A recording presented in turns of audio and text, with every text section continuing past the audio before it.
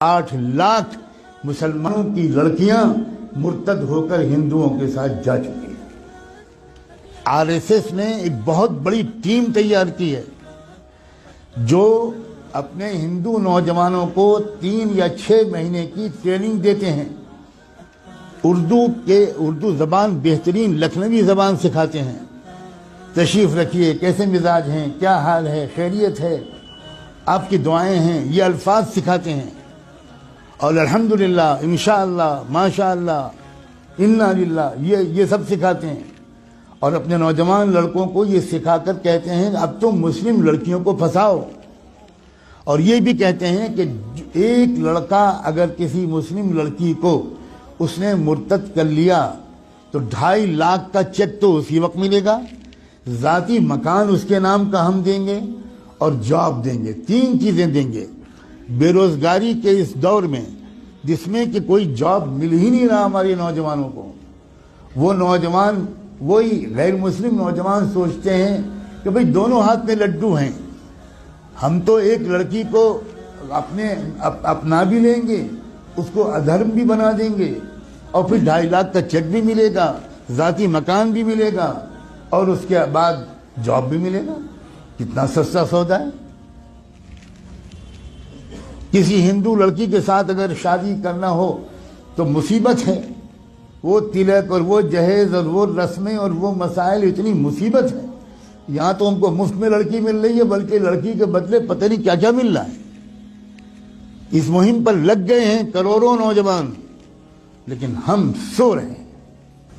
अल्लाह जाने कौन सा कोड़ा हमें चाहिए अल्लाह का, कौन सा दुर्रा चाहिए, कौन सा तमाचा चाहिए, कौन सा अजाब चाहिए हमारे जागने के लिए। मैंने आयत पढ़ी थी, ये जो इस वक्त का मसला गुनाहों का नहीं है, इस वक्त का असल मसला इर्तिदाद का है। हमारा ईमान छीनने के लिए बिलियंस ऑफ डॉलर्स के फंड एलोकेट किए गए हैं। इन पैसों का सिर्फ एक इस्तेमाल है, मुसलमानों की जान और माल लूटना। ये बहुत छोटा काम है। अब जो काम है वो ये कि ईमान छीनो इनसे। डराओ धमकाओ भी, लालच भी दो। डराना धमकाना भी आपने पिछले 1 हफ्ते में खूब सुन लिया। और लालच देने की बात अगर न सुना हो और कानों में रुई ठूसी हुई हो तो आज तो मैं कम से कम आपको बता रहा हूं, अब तो जाग जाओ। अपने बच्चों और बच्चियों को कहां पढ़वाना है और कहां नहीं पढ़वाना अभी भी समझ में नहीं आएगा। अकबर इलाहाबादी, जो इलाहाबाद हाई कोर्ट के जज थे, उन्होंने शेर कहा था। वो कोई मौलाना नहीं थे, वो कोई हाजी साहब और हाफिज कुरान नहीं थे, अंग्रेजों के ज़माने में हाई कोर्ट के जज थे। उन्होंने ये शेर कहा था, यूं कत्ल से वो बच्चों के बदनाम न होता, यूं कत्ल से वो बच्चों के बदनाम न होता, अफसोस कि फिरौन को कॉलेज की न सूझी। खाली वो कॉलेज भेज देता, बस खत्म, वो तो कत्ल हो ही जाते। अपने इदारे कायम करना, अपने इदारों में अपने बच्चों और बच्चियों को पढ़वाना इस्लामी तहजीब के साथ। मैं बिल्कुल नहीं कहता कि आप न पढ़वाएं, लेकिन मैं ये ज़रूर कहता हूँ कि इस तरह पढ़वाना कि उनकी इज्जत भी लूटे, उनका ईमान भी छीने। इस तरह पढ़वाने से बढ़कर कोई पागलपन दुनिया में नहीं है। इससे बेहतर यह है कि मेरी बेटी बिल्कुल अनपढ़ रहे। जिसको लगता हो कि ये गलत जुमला है, भुगतेगा इंशाअल्लाह। खुदा जाने कब होश आएगा, खुदा जाने कब तक हम जुमे की नमाज पढ़कर अपने को अल्लाह का वली समझते रहेंगे। हम में से अक्सर लोग अपनी लड़कियों को कॉलेजेस में, यूनिवर्सिटीज़ में, स्कूल्स में भेजते हैं और बिल्कुल खबर नहीं लेते कि हमारी लड़की वहाँ से साइंस पढ़ रही है या वहाँ फहाशी पढ़ रही है, हमारी लड़की वहाँ से मैथमेटिक्स और फिजिक्स पढ़ रही है या वहाँ से कुफ्र सीख रही है। बिल्कुल बेखबर है।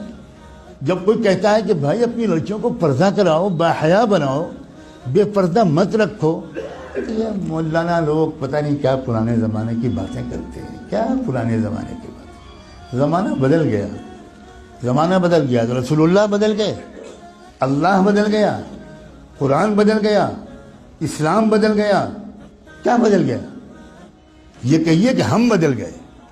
ज़माने को मत कहिए कि ज़माना बदल गया, झूठ है कि ये ज़माना बदल गया। कहिए कि हम बदल गए। ہم منافق ہو گئے. ہم نے ایمان کو، جنت کو معمولی چیز سمجھا ہے. ہم نے جہنم کو معمولی چیز سمجھا ہے. ہزاروں لاکھوں لڑکیاں، جو لڑکیاں گھر سے برقع پہن کے نکلتی ہیں، کبھی آپ فالو کیجئے اپنی بیٹی کو. جو لڑکی برقع پہن کے نکلتی ہے، اس کو باپ کو کہہ رہا ہوں میں، اس کے بھائی سے کہہ رہا ہوں، کبھی دیکھیے کہ کیا وہ برقع گھر سے باہر کتنی دور تک رہتا ہے، اور اس کے بعد وہ برقع لپٹ کے پرس میں جاتا ہے، اور اس کے بعد کیا ہوتا ہے. کتنی بے خبر ہے امت مسلمہ. میں چند دنوں پہلے شاید جب حاضر ہوا تھا یہاں تو یہ بات کہہ چکا تھا. میں پھر دہراتا ہوں، اور ہو سکتا ہے کہ میں نے نہ کہا ہو، کیونکہ میں ہزاروں جگہ یہ باتیں کہہ رہا ہوں. اتراکھنڈ سے میرے پاس میسج آیا کہ خود ایک وہ لڑکی جو خود حافظ قرآن تھی وہ مرتد ہو گئی. کچھ خبر نہیں. عجیب غریب قسم کی غفلت ہے ہم پر. خدا جانے کون سا نشہ پہ آیا.